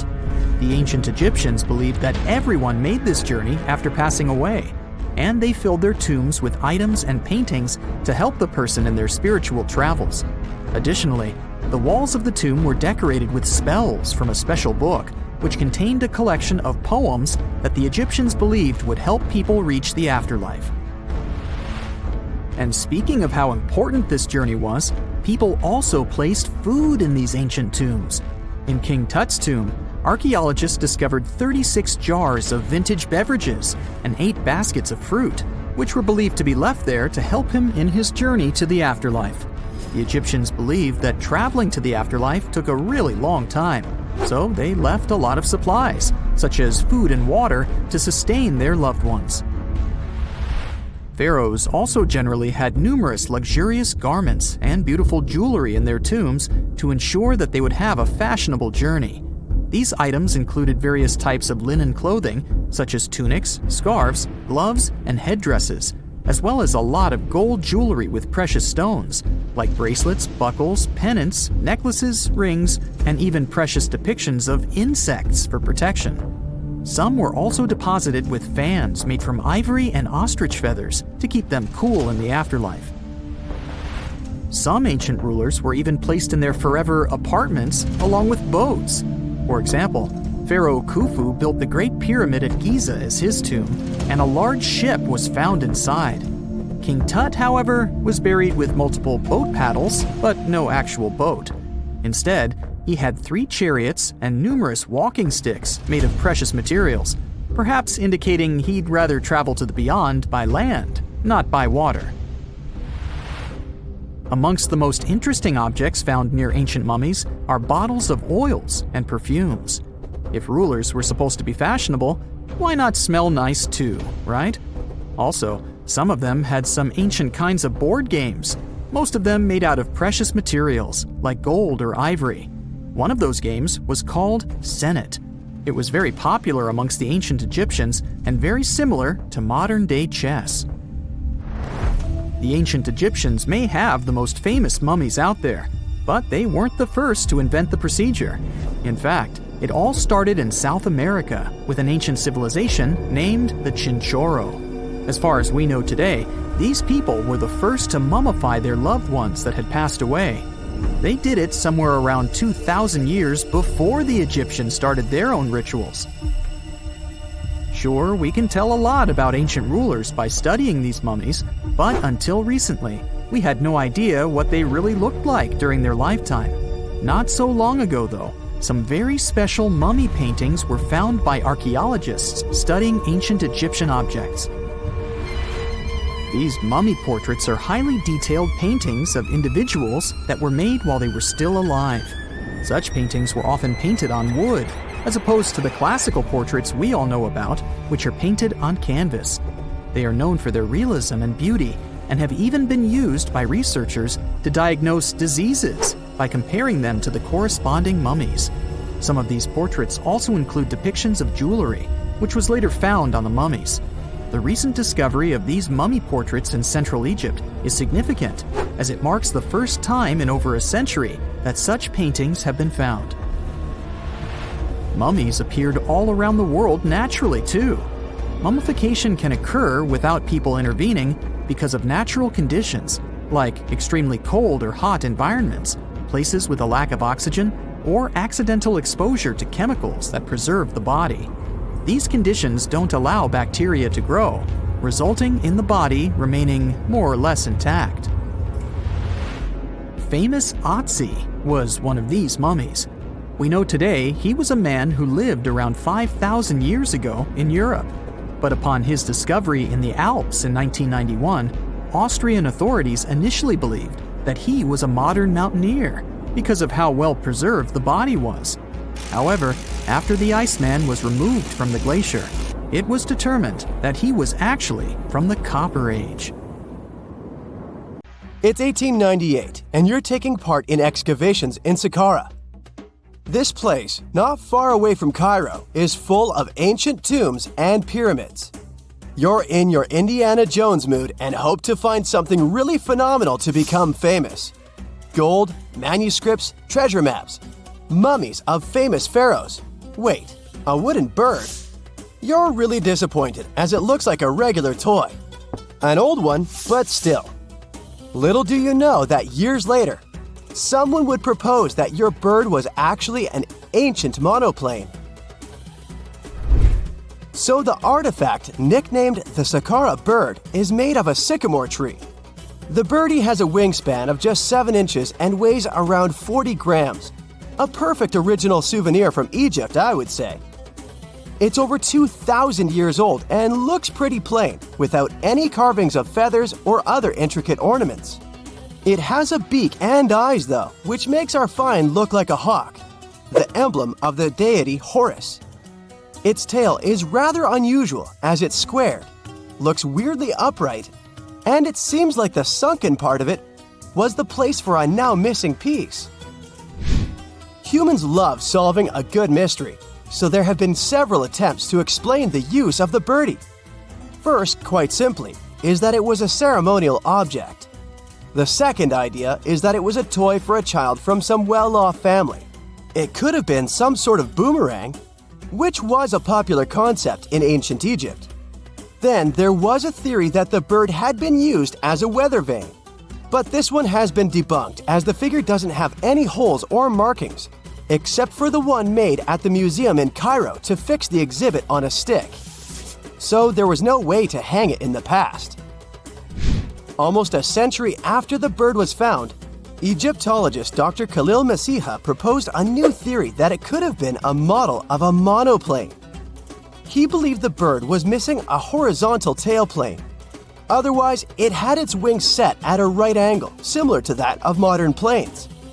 It could have worked to generate the aerodynamic lift necessary for flights. Dr. Masiha also claimed that it was common at that time to place miniature models of technological inventions in tombs. So, did the ancient Egyptians really invent the plane in 200 BCE? That would make the Wright brothers, who are considered the inventors of aviation, really upset.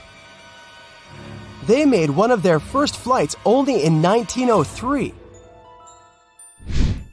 There's just one way to know for sure, and that is to test the model. But you know, the ancient museum in Cairo would unlikely let one of their cherished exhibits fly around like a toy. That's why glider designer Martin Gregory built a similar model, this time of balsa wood, and concluded that even with the missing tailplane, the plane wasn't much of a flyer. Case solved? Not really. This didn't sound convincing enough to the History Channel, so they invited an aerodynamics expert to build another replica of the bird. He tested it in weather conditions similar to those in Egypt and was impressed with the little plane's abilities. So, if they did invent the prototype of a plane back in the times of Pharaohs, it would be a good example of an oupart. That's an out-of-place artifact, an object that's way ahead of its time in terms of technology or history. And the Saqqara bird isn't the only example of such a revolutionary concept. In 1901, a group of divers retrieved the Antikythera mechanism from an underwater shipwreck near the Greek island of Antikythera. It's been dubbed the world's first analog computer, and it's currently dated around 100 BCE. The bronze mechanism could tell the position of the sun, moon, planets, and stars, as well as the lunar phase, the dates of upcoming solar eclipses, and even the speed at which the moon moves through the sky. No one's sure who used it and how or where it was made. But it's obvious that it's extremely precise and way too advanced for its time.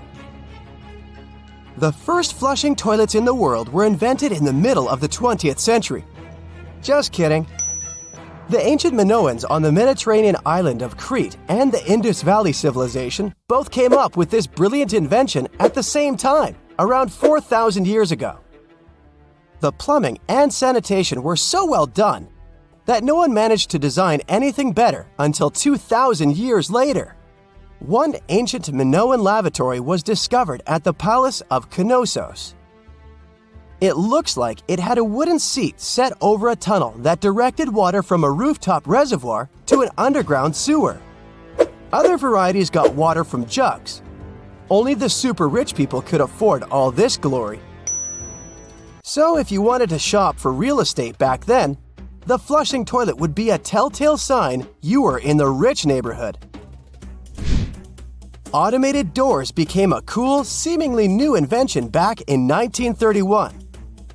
But the technology behind them is actually much older. Think the 1st century CE old. Mathematician and engineer Heron of Alexandria came up with a hydraulic system to open and close temple doors. To bring it into action, you need to light a fire to produce heat.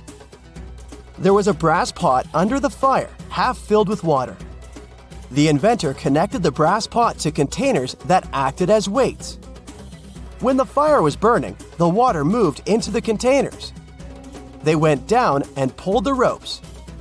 It was nothing like a supermarket door that opens in front of you before you even have time to think. Heron's door took hours to open, and there was no way to stop the process. That's why they only opened the doors once a day before people entered the temple, to add some mysticism at the temple during ceremonies. Spooky.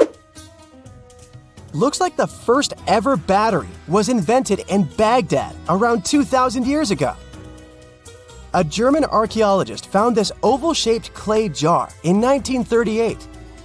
Scientists are still not sure what purpose it served and who exactly invented it. There is a theory that it was used for electroplating objects with precious metals. When they filled it with a weak acid like vinegar, the battery produced around 1 volt of electricity. Another theory says it was a vessel for sacred scrolls. Would you like to buy contact lenses designed by Leonardo da Vinci himself? In 1508, he invented a glass lens with a funnel on one side. You were supposed to wear it with water inside to improve your vision. Sounds a bit uncomfortable, doesn't it? So, around a century later, French scientist René Descartes decided to improve the idea and make the cornea contact the future lenses. Contacts because they contact your eyes, get it? The glass tube with liquid did help improve vision, but blinking was sadly impossible. 2.5 centuries later, new technologies in the glass industry let scientists design contacts that would fit in the eye and even let the wearer blink. Thanks, guys! Still, those lenses were made of heavy blown glass and didn't let the eye breathe. About 50 years later, contacts became plastic, lightweight, unbreakable, and scratch-resistant, but still covering the entire eye. And then, in 1948, an English optical technician accidentally sanded down a plastic lens and figured out they'd still be in place even if they covered only the cornea. Imagine you're living in 19th century London and need to send a message to New York. It would have taken about 10 days to get there by ship. So when delivery time went from days to hours in 1858, it was a true sensation. The first message was sent by Queen Victoria herself. It was all made possible thanks to the transatlantic telegraph cable, running under the ocean. Sadly, the new cool invention only lasted a few weeks. It took years to bring it back to life. Before we get into the reason why and how there are pyramids all around the world, let's talk about some of the examples. I'll start with the Pyramid of the Sun in Mexico. These folks really knew how to build a city.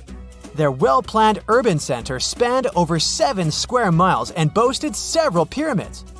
But the Pyramid of the Sun is the most impressive. This giant pyramid was built way back in 100 CE and is one of the biggest structures of its kind in the whole Western Hemisphere. It's so big that it's 216 feet high above the ground. If you ever find yourself in this ancient city, you won't be able to miss the Pyramid of the Sun. It's right there on the east side of the Avenue of the Dead, the city's main north-south street. To build this incredible pyramid, around 1 million cubic yards of material were used, including a special kind of red volcanic rock called hued tizontle. Impressive, huh? We don't know too much about the people who built the Pyramid of the Sun or its purpose. But archaeologists believe there was once a temple on top of it. When explorers went below the pyramid in the 1970s, they found a bunch of cool tunnels and chambers. In 2011, they even found a secret stash of clay pots, obsidian pieces, animal bones, human figurines, and a mask. Who knows what other secrets the pyramid is hiding? If you decide to see this one, you must climb the pyramid using the 248 uneven steps on the west side. Watch your step. Sudan got some pyramids too. Nubian pyramids aren't as big as the ones in Egypt, but they still got around 200 of them. These ancient pyramids have been home to the tombs of the pharaohs of the Meroitic kingdom for almost 1,000 years, who ruled Egypt from Nubia to the Mediterranean Sea. The pyramids at Meroe were constructed using granite and reddish sandstone. Oh, and did you know that Sudan has more ancient pyramids than Egypt? The Kushite pyramids depict the indigenous architecture and burial traditions of Nubia's Napata and Meroe kingdoms, which ancient Egypt influenced. Meroe, the burial site of over 40 queens and kings, is the most extensive Nubian pyramid site. The tomb walls depict mummified royals bedecked in jewelry, their wooden caskets containing bows, quivers of arrows, and other artifacts pointing to the Meroitic relationship and trade with Egyptian and Greek civilizations. So if you're looking for some ancient tombs to explore, you may consider skipping the crowds in Egypt and heading on down to Sudan. Let's fly to Iraq to see some more pyramids. Ziggurats have fancy receding layers and tiered temples. Instead of a smooth exterior, it has tiers like a cake. Perfect for all the important work and rituals that went on inside. You can find these towering structures scattered throughout Iraq and Iran, and they're a real testament to the power and skills of the people who built them. One of the biggest and most impressive ziggurats is the ziggurat at Ur. It's basically a giant rectangular pyramid that stands a whopping 70 to 100 feet tall, with 3 levels of terraces and a temple on top. Can you imagine how many baked bricks it took to build that thing? Try 720,000 for just the lower portion. This particular ziggurat was built for Sumerian king Ur-Nammu. Similar to other ones, this pyramid has been around for thousands of years, so it got a little rough around the edges. Thankfully, the Babylonian king Nebuchadnezzar II and some archaeologists came to the rescue in the 6th and 20th centuries respectively, and now you can find this near Talil Air Base. The ziggurat at Ur was built in 2100 BCE by King Ur-Nammu for the moon deity Nana. It was the tallest building in the city, and you could see it from miles around. It was like the medieval cathedral spire of its day. People would come here to bring their agricultural surplus and get their food allotments and seek spiritual nourishment. Sadly, the Nana temple at the top of the ziggurat didn't survive, but we do have some blue glazed bricks that may have been part of its decoration. The lower parts of the ziggurat are pretty amazing though. The architects even included holes in the temple's baked exterior to let the water evaporate from its core. Since we explored some of the pyramids on our planet, let's take a broader perspective. They can be found in many parts of the world. Egypt has over 100 pyramids, double that number in Sudan, and dozens of others are scattered in the Middle East and China. The Americas have the most pyramids in total, with more pyramids than the rest of the world combined. These pyramids are located in Mexico, Guatemala, Honduras, and El Salvador. Time to know more about the evolution of pyramids through history. The oldest pyramid is in Egypt. This pyramid was a step pyramid, which was created by placing one layer of stone on top of another. The pharaoh Sneferu is credited with creating the pyramid shape we recognize today. During his 45-year reign, he built 3 pyramids. His first 2 attempts failed, but he finally got it right with the Red Pyramid, which is considered the first true pyramid. It was Sneferu's son, Khufu, who built the Great Pyramid of Giza, which was the tallest human-made structure on Earth for almost 4,000 years. Latin American pyramids are similar to early Egyptian step pyramids, but they were built independently with no knowledge of each other. The pyramids in Sudan were built around 700 BCE and are tall but much narrower than those in Egypt. How in the world did all these civilizations build these things without even texting each other? After all, the Aztecs, Mayans, and ancient Egyptians were about as different as possible. But despite their cultural differences, they all seem to agree on one thing. Pyramids were pretty cool. Step pyramids are all around the world because they were the most feasible and stable way to build large and tall structures without access to lighter building materials like wood and metal. The triangular form with a square base is the best way to build a sturdy structure, and having a cube structure would require more material for less height. Now, when it comes to pyramid design, the Egyptian pyramids were like giant triangles with a square base, smooth sides, and a pointy top. On the other hand, the Aztecs and Mayans went for a tiered cake look, with steps leading up to a flat platform on top. So, while all these pyramids share the same basic shape, they have their own unique flair. Each group built its pyramids using different materials, techniques, and slope angles. So while they may have been inspired by each other's work occasionally, they were just doing their own thing. Egyptian pyramids had smooth, angled sides that were designed to help the pharaoh's soul ascend to heaven. The Pyramid of the Sun was built over a series of caves that served as a passageway for the deities. The Maya built the temple of Kukulkan in Chichen Itza to honor the deity Kukulkan, usually represented by a serpent.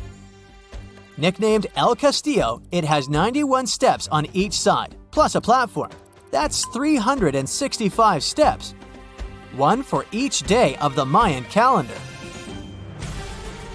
Tell me, Brightsiders, how were pyramids built? To begin with, humans made them, not a foreign race from space that landed on Earth. You see, one thing that all pyramids have in common is that they were built without advanced tools or even the wheel. It took a lot of people to build them, including skilled laborers and architects. For example, it's estimated that 20,000 people built the Great Pyramid of Giza, and it's believed that most of them were skilled laborers. Building pyramids was a massive undertaking that required years of planning and effort. The Great Pyramid at Cholula, Mexico, took 600 years to complete.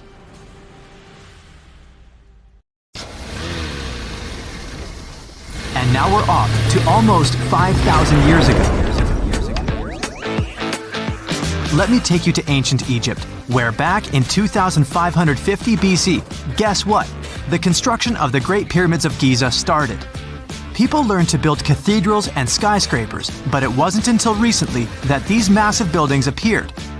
It's still a mystery to even modern scientists how these pyramids were built 5,000 years ago. No wonder they are one of the 7 wonders of the ancient world. They're also the oldest of them and the only wonder of the ancient world that still exists in the 21st century. It must have taken a lot of cooperation to build a thing that massive, even for today's metrics. But the Giza pyramids weren't the first pyramids ever. The first one, called the Step Pyramid, was built around 80 years before the first Pyramid of Giza in 2630 BC for King Djoser. It wasn't meant to be extraordinary, but ended up being quite impressive. It was a pyramid of 6 stepped layers of stone. It was 204 feet high, which is as tall as a 19-story building. And it was the tallest building that existed at that time. It wasn't just a pyramid though, it was surrounded by a whole complex of buildings, including even courtyards. In ancient Egypt, people believed in the afterlife, so everyone, especially kings, wanted to make sure they had everything they needed to get ready for it. Here's why the pyramid complex was perfectly supplied with a lot of objects people used every day. The complex included a pyramid and a kind of a palace. Those buildings had many things the king loved and might need one day, like furniture, food, and gold vessels. After Djoser, building pyramids became common practice, but many pyramids weren't finished. It would usually take about 20 years to build one, but many rulers reigned way less than that. Overall, there are more than 100 pyramids. The most famous pyramids are the Great Pyramids of Giza. The first one and the biggest one was built for Pharaoh Khufu around 2550 BC.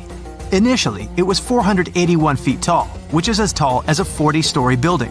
The second pyramid was built for Khufu's son, Pharaoh Khafre, around 2520 BC. It's just a bit shorter, usually standing at 471 feet high, a 39-story building. This is the pyramid with the famous statue of the Sphinx. Sphinxes have a lion's body and a human head. They were built to guard important areas. This one has the head of Pharaoh Khafre and is guarding his pyramid, facing the sunrise. The Sphinx is most well known and is one of the world's biggest and oldest statues. Originally, it had red color and did have a nose. It's still possible to see the trace of red pigment by its ears. But no one knows exactly when the nose disappeared. For some time, the Sphinx was sort of hidden underground, being covered with sand up to its shoulders. Luckily, in the early 1800s, an adventurer with a team of 160 people dug it out. The third pyramid of Giza is the smallest one, being more than twice shorter. Originally, it was 218 feet high, about the height of a 20-story building. Built in 2490 BC, it was a pyramid for Khafre's son, Menkaure. The pyramids are designed to align with the points of the compass, and their sides symbolize the rays of the sun. But back at the time, there were no compasses. Ancient Egyptians figured out the directions themselves, and with amazing precision. To align the pyramids, they used two constellations. Originally, the pyramids were covered in smooth white limestone and had a gold-silver top to reflect the sun. Later, the white limestone was taken from the pyramids by other kings and used for other buildings. Scientists estimated that ancient Egyptians used about 2.3 million stone blocks to build the first pyramid.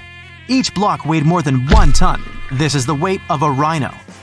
Some blocks were even bigger, being almost as heavy as an elephant.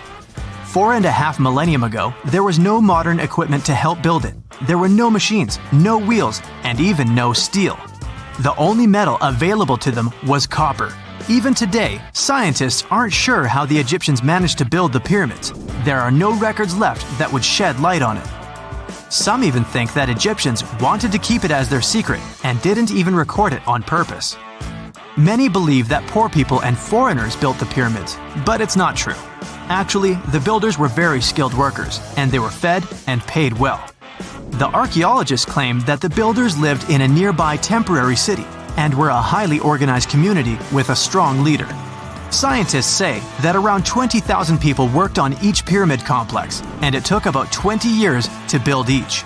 It probably was a national project.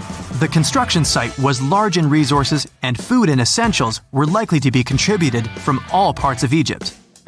Even with all that support, it remains unclear how people managed to cut, transport, and assemble those huge stones. One of the theories suggests the stones were most likely transported on boats down the Nile River. Then, there was a harder part. They had to be moved to the construction site. For that, they probably used wooden sleds. It wasn't very hard to pull them because the sand mixed with the right amount of water was pretty slick. And 10 people could move a sled even with a rock weighing 1 ton pretty easily. Finally, one last problem.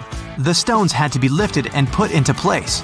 Archaeologists have discovered the remains of the ramps system that dates back to when the pyramids were built. Most likely, the Egyptians designed a unique system to move and pull huge stone blocks, but no one knows what it looked like exactly. The most common opinion is that there were several ramps around the pyramid to help move the blocks. The ramp was growing with the pyramid getting higher. They suppose people were walking up the stairs, pulling the stone on the wooden sled up in the middle on the sandy ramp. But this is just one of the options. Others say that the ramps were going around the pyramid. Some say the ramps were inside the pyramid. But we'll never know for sure, and it'll forever remain a mystery, just like the ancient Egyptians wanted. Surprisingly, there's not much inside the pyramids. Most of it is just solid stone with very little open space. But let's take a quick look inside the biggest of the pyramids of Giza.